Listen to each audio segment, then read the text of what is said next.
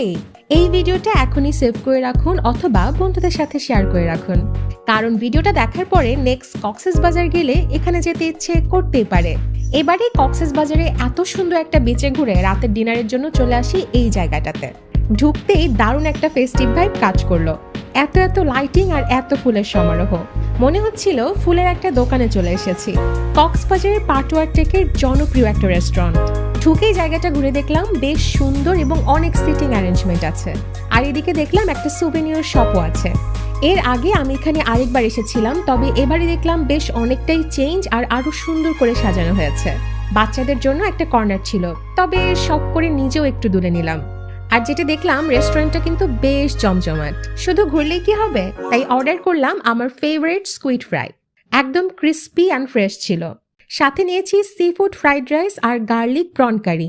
দিনের বেলা কিংবা রাতের বেলা যখনই যাবেন বেশ সুন্দর ছবি তুলতে পারবেন। খাবারও বেশ ভালো ছিল আর সার্ভিসিংও দারুণ।